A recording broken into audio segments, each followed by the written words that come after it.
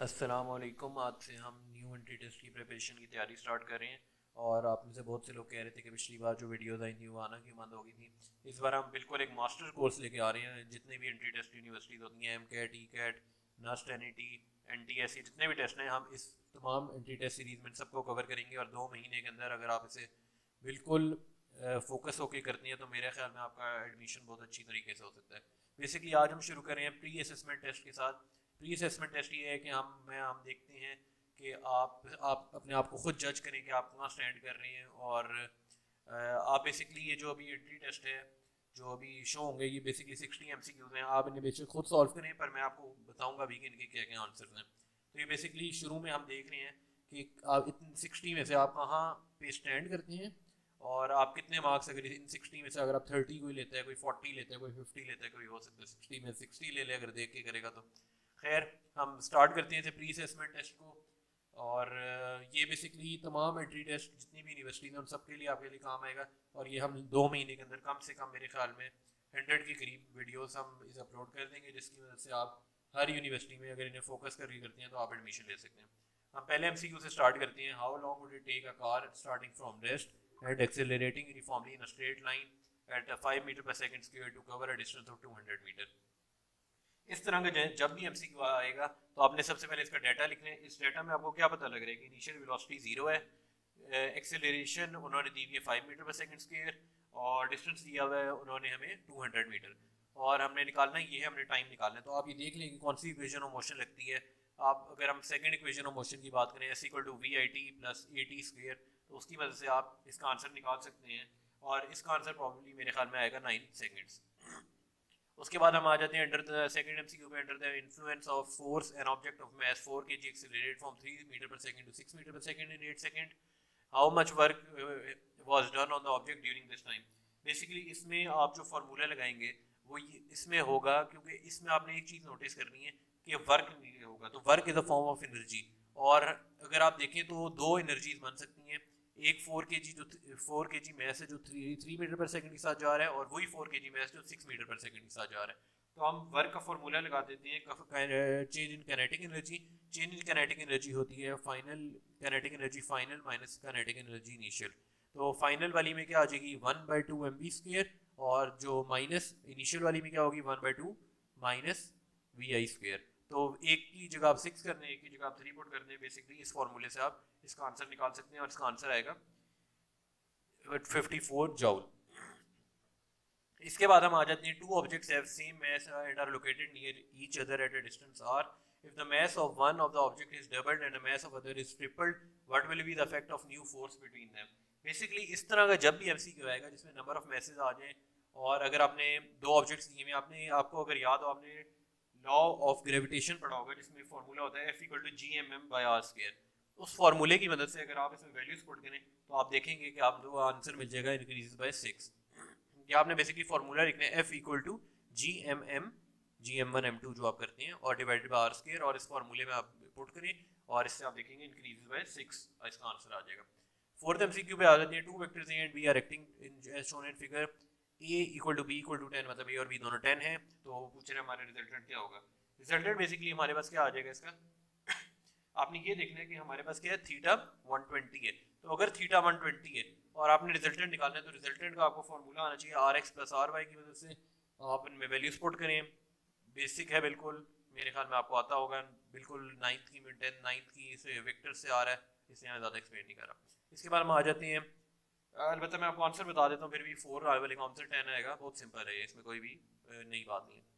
इसके बाद हम फिफ्थ में आ जाते हैं। Man lifts a body of height 1 meter in 30 seconds, another man lifts the same mass to same height in 60 seconds, work done by them in the ratio। अब work done by them in the ratio का क्या मतलब है कि पहले मैं बंदे का वर्क डन, दूसरे बंदे का वर्क डन, और फिर उन दोनों के आंसर को अगर आप रेशो ले लें। आपने पहले बंदे का वर्क डन निकालना है MGH के साथ, M की जगह मैस, G की जगह ग्रेविटी। अब मैस सेम है तो M ही रहने दो उसे बेशक, G की जगह G की वैल्यू, और H की जगह H की वैल्यू।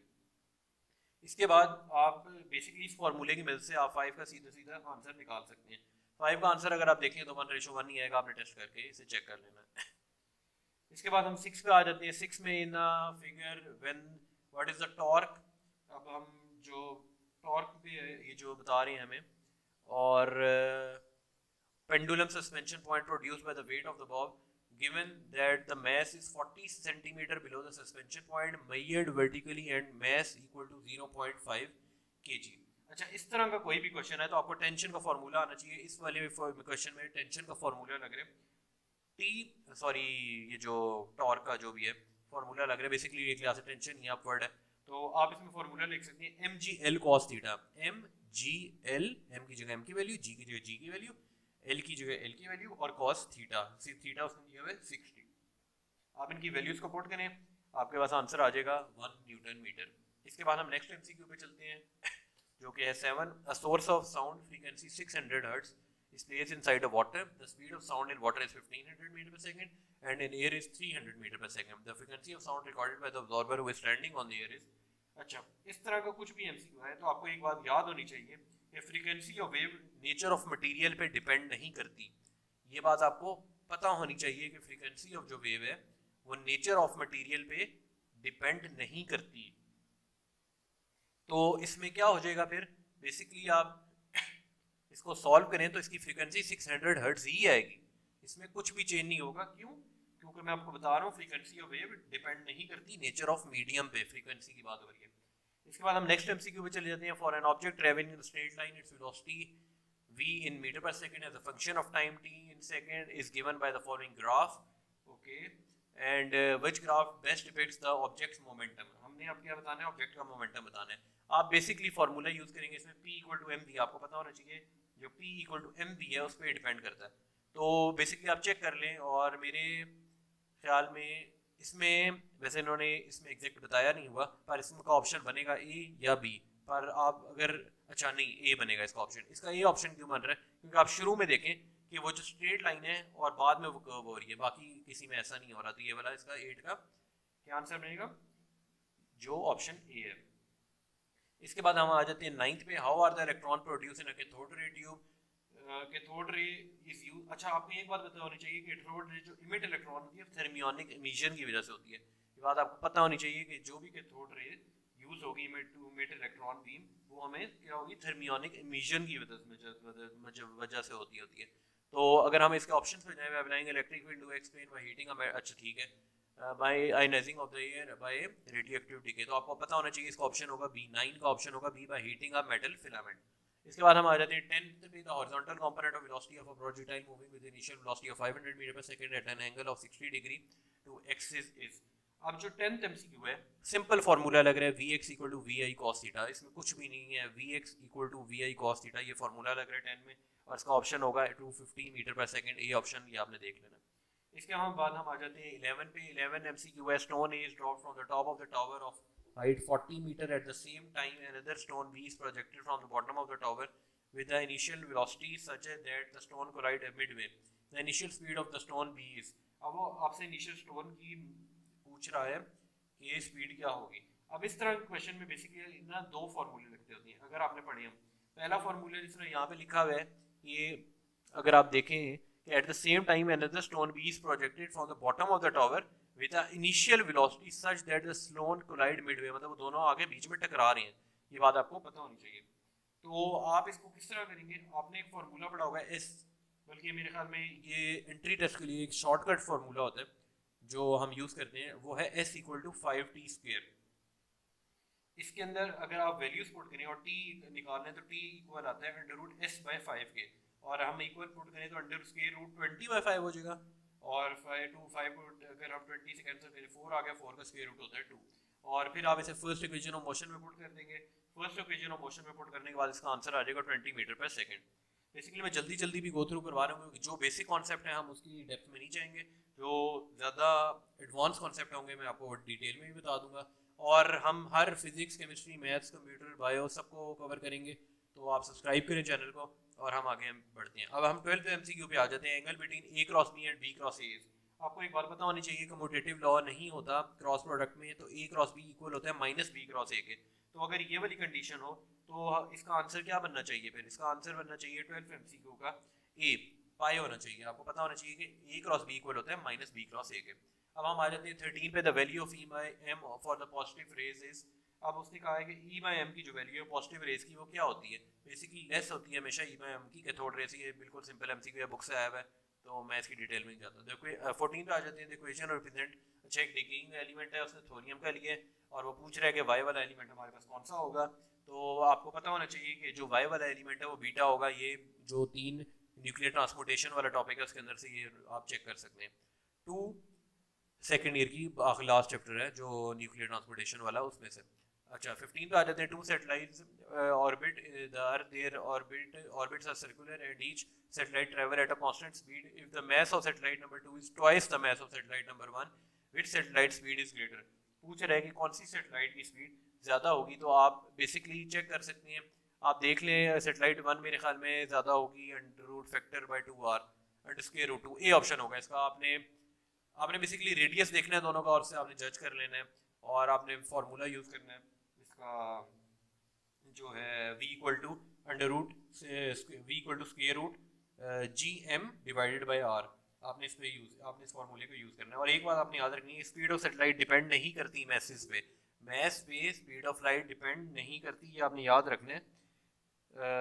तो फार्मूला क्या होगा, v equal to square root G M by R. अब हम आ जाते हैं 16 एमसीक्यू पे। 16 है, one of the rectangular component of force is 10 Newton and the angle is 60। ठीक है 60 का एंगल है with the force, the magnitude of force वो कह रहा है हमें क्या होगा। तो आपने सिंपल फार्मूला यूज करना है, F X equal to F cos theta. आपने एफ की जगह आपने एफ की वैल्यू निकालनी है, F X divided by cos 60 हो जाएगा। आप चेक कर लें डिवाइड करके कैलकुलेटर से जो भी आंसर आता है। 17 में हम आ जाते हैं। 17 के लिए मैं आपको फार्मूला बता देता हूँ बेसिकली जो यूज़ होगा। आप इसके अंदर खुद वैल्यूज डाल के जो भी आंसर आता है आप चेक कर लें। फार्मूला यूज़ होगा 17 में, G small G equal to capital G M divided by, और ब्रैकेट के अंदर है आर प्लस एच का होल स्क्वायर है। मतलब आ गया G equal to capital G M divided by R plus H का होल स्क्वायर। सही है। अब हम आ जाते हैं 18 पे। ये आपने वैल्यू पुट कर लेनी है 17 की खुद, क्योंकि वैल्यूज ही पुट हो रही हैं और तो कुछ हो नहीं रहा इसमें। 18 पे हम आ जाते हैं मैंने एसी सोर्स, पहले मैं आपको आंसर फिर भी बता देता हूँ। 17 का जो आंसर है वो है ऑप्शन डी 2r। अब हम 18 पे आ जाते हैं, when an AC source is connected across the resistor. तो अच्छा ठीक है, रेजिस्टर हम एसी सोर्स का कनेक्ट किया हुआ है। बेसिकली ये वाला जो 18 एमसीक्यू है तो बिल्कुल सिंपल सा, ये तो बुक के अंदर से एमसीक्यू आया हुआ है। इसका आंसर है करंट वोल्टेज जब इन फेज होते हैं तो फिर क्या होता है, एसी सोर्स कनेक्टेड होती है रेजिस्टर से। Which of the following does not except the motion of moving electron. 18 का ऑप्शन सी है। 19 पे हम जो आ चुके हैं, 19 का ऑप्शन है B, magnetic field applied in the direction of motion. ये भी बिल्कुल बेसिकली बुक से आया हुआ है, इसलिए मैं इससे ज़्यादा एक्सप्लेन नहीं कर रहा। इसके बाद हम आ जाते हैं 20 एमसीक्यू पे। 20 एमसीक्यू है, अ बॉल ऑफ मास है is thrown vertically upward after reaching at the highest point, it comes back at the same point, it's v dash t graph is given by.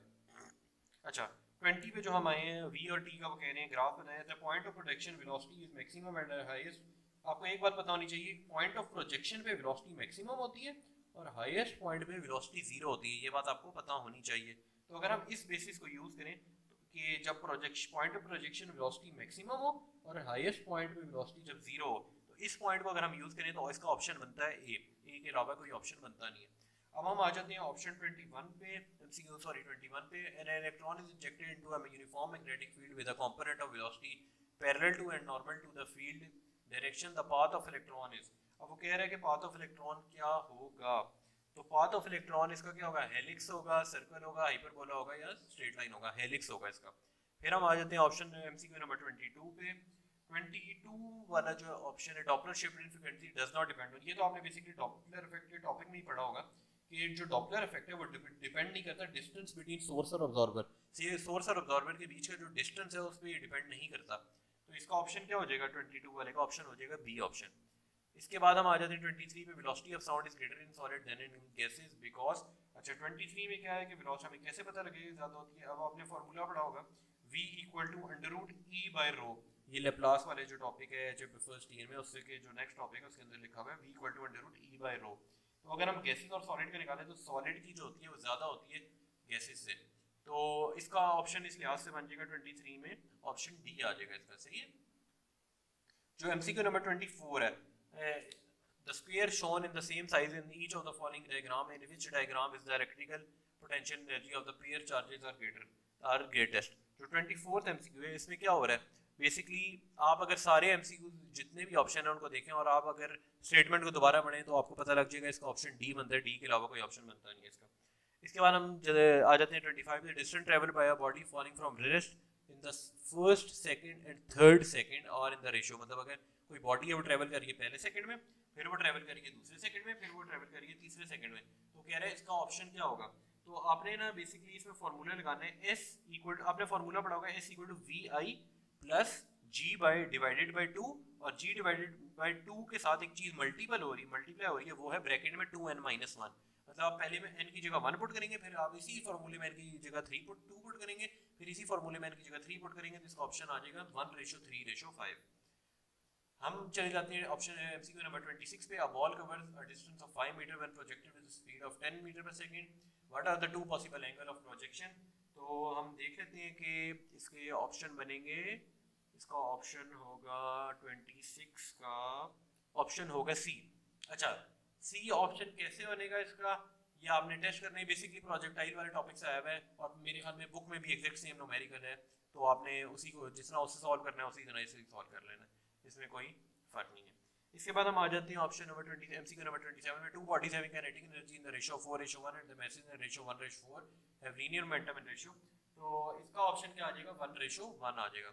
आपने check कर लेना, देख लें, अगर ये 4:1 है और दूसरा आपने देखना है कि मास और काइनेटिक एनर्जी और मास दूसरी 1:4 है, तो ये बिल्कुल कैंसिल कर देंगे, 1:1 में इसका आंसर आ जाएगा 27 का। 28 में हम आ जाते हैं, how much momentum of body would increase when increasing the kinetic energy by 300%। तो अगर आप मोमेंटम ऑफ बॉडी इंक्रीज करें, अच्छा हाउ मच, अच्छा आप अगर आपने फार्मूला इसका यूज करना है, फार्मूला जो होगा वो 28 में जो यूज होगा वो होगा P equal to under root 2m kinetic energy. तो हम इसे लिख सकते हैं कि मोमेंटम का जो रिलेशन है वो स्क्वायर रूट काइनेटिक एनर्जी होता है, P equal to square root kinetic energy हम कह सकते हैं इसका रिलेशन होता है। ये आपने फार्मूला पढ़ा होगा, आप इसके अंदर वैल्यू पुट करें तो मेरे ख्याल में इसका ऑप्शन आ जाएगा 100 आ जाएगा, और आपने चेक कर लेना है। 29 मैंने आपको फार्मूला वैसे ही बता दिया। 29 में हम आ जाते हैं, अगर an artificial satellite of Earth releases a packet if air resistance neglected, the point where the packet will hit will be, तो 29 का जो ऑप्शन है वो होगा behind, ahead, exactly, below, it will never, ठीक है। if the air resistance neglect कर दें तो पैकेट हिट, जब भी जो भी पैकेट होगा वो क्या होगा, it will never reach, अर्थ पे रीच ही नहीं करेगा, तो अर्थ पे रीच नहीं करेगा तो ऑप्शन डी हो गया इसका। if the following properties of next 30 MCQ, if the following properties of the wave of a wave the one that is independent of others is, तो आपने एक चीज देखनी होगी कि एम्पलीट्यूड जो है वेव का, एम्पलीट्यूड इस चीज पे डिपेंड नहीं करता, मतलब वो फैक्टर काउंट ही नहीं होता। अब हम आ जाते हैं 31 MCQ पे। 31st MCQ के, the temperature of which a ferromagnetic material become paramagnetic, इस तरह जिस टेम्परेचर पे ferromagnetic behaviour ferromagnetic material paramagnetic में कन्वर्ट हो जाता है उसे हम कहते हैं क्यूरी टेम्परेचर। ये बिल्कुल ही बेसिक MCQ बुक से आया हुआ है। 32 MCQ पे अगर हम आ जाए, elongation load graph within elastic limit is shown in the figure, 3 wires हैं ABC made a same material and the length same length, the thickest wire कौन सी होगी, 3 लेंथ है, आपने देख लेना है। बेसिकली elongation भी हो रही है और लोड भी बढ़ाते जा रही है, तो वो कह रहा है थिकेस्ट वायर हमारे पास कौन सी होगी इसमें, तो ये तो बिल्कुल आपको सेम सा पता लग रहा है कि ऑप्शन ए होगा। आपको वो जितना ऊपर की तरफ जाता रहेगा, जितनी भी कोई भी चीज़ ऊपर उसी ग्राफ में ऊपर की तरफ जाती रहेगी, वो इसका ऑप्शन होगा। 33 MCQ पे आ जाते हैं, if current in electric bulb is dropped by 1 second the power decreases by, अब आपको फार्मूला पता होना चाहिए कि पावर और इसमें कौन सा रिलेशनशिप होता है करंट में। तो बेसिकली इसमें फार्मूला का रिलेशनशिप होता है P equal to VI, relation क्या, power equal to voltage into current, तो ये वाला रिलेशनशिप है। आप इसमें वैल्यूज पुट करें तो आप देखेंगे कि 33 का आंसर आपके पास आ जाएगा 2%। 34 पे इसके बाद हम total energy of particle performing SHM is directly proportional to, 34 में जो है कि टोटल एनर्जी पार्टिकल की परफॉर्मिंग SHM डायरेक्टली प्रोपोर्शनल किसके होती है, तो आपको पता होना चाहिए कि ये डायरेक्टली प्रोपोर्शनल होती है स्क्वायर ऑफ मैग्नीट्यूड के डायरेक्टली प्रोपोर्शनल होती है। टोटल एनर्जी क्या होती है, स्क्वायर ऑफ मैग्नीट्यूड की, चैप्टर 7 फर्स्ट ईयर का MCQ है। Beats are the result of, 35 MCQ है, beats are the result of क्या, destructive interference, constructive and destructive interference, suspension of two waves of nearly equal frequencies या diffraction। तो आपको पता होना चाहिए बीट्स की डेफिनेशन क्या है, when two waves of slightly different frequencies superimpose on each other, मतलब क्या, दो मुख्तलिफ फ्रीक्वेंसियों पर वो सुपर इम्पोज हो जाए एक दूसरे के ऊपर, उन्हें हम कहते हैं बीट्स। तो इसलिए आसिस का ऑप्शन बन जाता है सी। इसके बाद ऑप्शन नंबर डी आ गया है, MCQ नंबर 36 आ गया है, यूरेनियम लिया by decay through a series of transformation to the final stable nucleide. The particle emitted in the successive transformations are alpha, beta, beta, alpha, alpha. Which nucleotide is not produced during the series? अच्छा, ये चार option इसने हमें दी नहीं है और उसने हमसे पूछ लिया कि कौन सी जो न्यूक्लियोटाइड है वो प्रोड्यूस नहीं होगा। तो आपने बेसिकली अच्छा ये आपने देख लेना है कि basically alpha beta beta alpha alpha है। तो आपने ये याद रखना है अल्फा जब तीन होती है तो बेसिकली तीन जो मैस नंबर है उसमें तीन काम कर लेते हैं आप। तो बेसिकली इसका क्या हो जाएगा, सी ऑप्शन हो जाएगा 235 और 92। तो ऑप्शन सी। 37 में क्या है? अच्छा 37 का मैं आपको डायरेक्ट ही बता देता हूँ क्योंकि ये तो बुक में साहब है। फ्रिंज विड्थ इंक्रीज हो जाएगी, ए ऑप्शन है 37 का। इसके बाद हम आ जाते हैं 38 पे। 38 को बेसिकली आपको सॉल्व करना पड़ेगा। मैं 38 के लिए आपको फॉर्मूला बता देता हूँ। 38 में फॉर्मूला लगेगा P equal to V square divided by R. आपने पावर का फॉर्मूला पढ़ा होगा V square divided by R, वो फॉर्मूला आप इसमें पुट करें और 38 का आप आंसर देख लेंगे कि आपको आंसर मिलेगा सी ऑप्शन। सही है। इसके बाद हम आ जाते हैं 39 पे। In a purely capacitive circuit the current is. अच्छा चार ऑप्शन उन्होंने हमें दे दिए हैं कि क्या होगा। तो आपको पता होना चाहिए lead the EMF by pi by 2। ये मेरे ख्याल में सेकंड ईयर के चैप्टर 15 अगर आपने पढ़ा हो तो इसके अंदर लिखा हुआ है कि प्योरली कैपेसिटिव सर्किट के अंदर करंट जो होता है वो लीड करता है ईएमएफ में पाई बाय 2 या 90 डिग्री से। दोनों में से कोई भी ऑप्शन हो सकता है। अगर 90 डिग्री लिखा होता तो वो भी सही था। इसके बाद हम आ जाते हैं 40 एमसीक्यू पे। From the top of the tower the height as a particle was thrown horizontally with the velocity of 2 gh और ऊपर स्क्वायर रूट है, ठीक है, 1/2। It strikes the ground at distance from the foot of the tower equal to क्या होगा? सही है। तो आपने बेसिकली जो 40 एमसीक्यू है इसके अंदर ना आपने एक फार्मूला लगेगा। वो फार्मूला ये S इक्वल टू वी हो गया, ये आपने फार्मूला पढ़ा होगा पहले। एक और होता है जो हम S इक्वल टू ले जाते हैं इक्वल टू √2gh के, और अगर हम इसे मल्टीप्लाई करते हैं √2h डिवाइडेड बाय g के और g से कैंसिल कर दें और दोनों स्क्वायर रूट कैंसिल कर दें तो हमारे पास आंसर आ जाते हैं 2h। ठीक है। बेसिकली क्या है, S इक्वल टू वी है, v की जगह आपने पुट किया √2gh, t की जगह आपने पुट किया √2h capital divided by g। तो बेसिकली g से कैंसिल हुआ। अब रह के क्या, square root 2h multiply by square root 2h। दो स्क्वायर रूट 2h इक्वल आ गया, मतलब स्क्वायर रूट 2h का होल स्क्वायर और ऊपर स्क्वायर रूट से कैंसिल हो गया तो आंसर 2h आ गया। इसके बाद हम आ जाते हैं 41 एमसीक्यू पे। 41 एमसीक्यू में आपको एक बात बतानी चाहिए कि मैग्नीट्यूड ऑफ वेलोसिटी को हम क्या कहते हैं, स्पीड कहते हैं, और स्पीड हमेशा कांस्टेंट रहती है। तो जो अगर स्पीड कांस्टेंट रहती है तो 41 का आंसर क्या आएगा, फिर सी ही आ जाएगा 41 का आंसर। इसके बाद हम आ जाते हैं 42 पे। The angle of projection for which the maximum height and horizontal range are equal.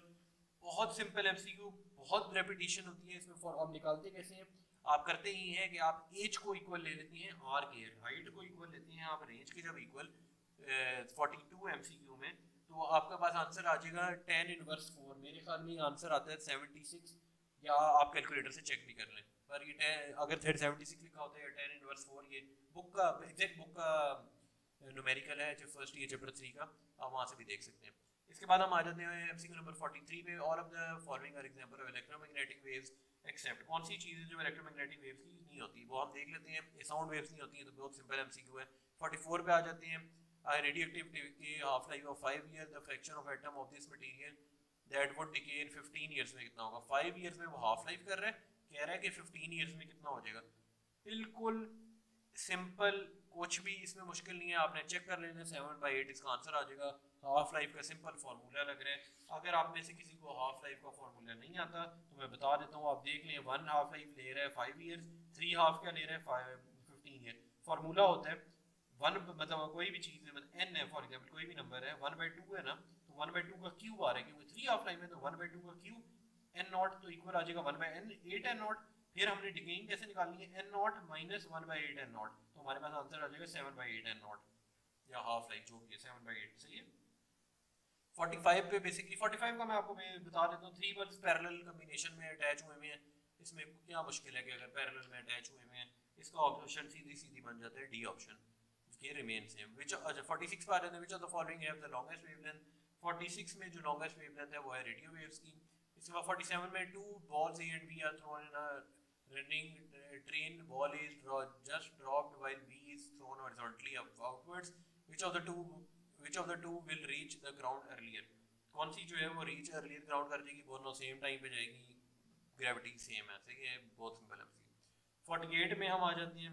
48 में क्या है, particle executing one dimensional motion finally comes to rest with an angle between acceleration and displacement during motion। तो 48 में हमें 0 पाए, pi by 2 और pi by 4 option दिए हुए हैं।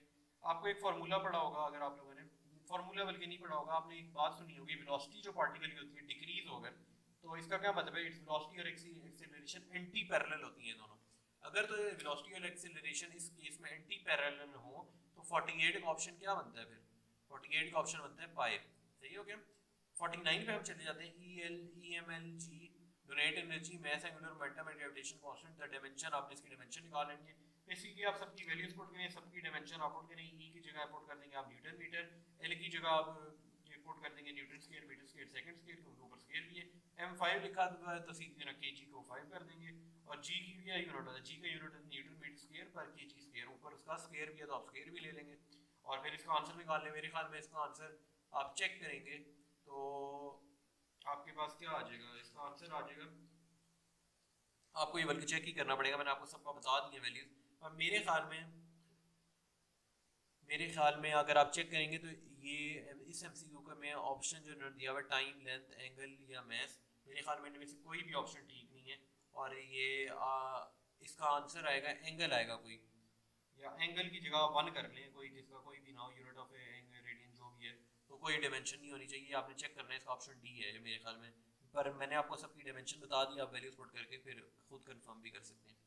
50 पे आ जाते हैं, interference pattern energy is created at a position of maximum, destroyed at a position of minimum, conserved but is redistributed not conserved। तो 50 में क्या होगा इसका आंसर, इसका होगा option C, conserved but it is not redistributed but it is redistributed।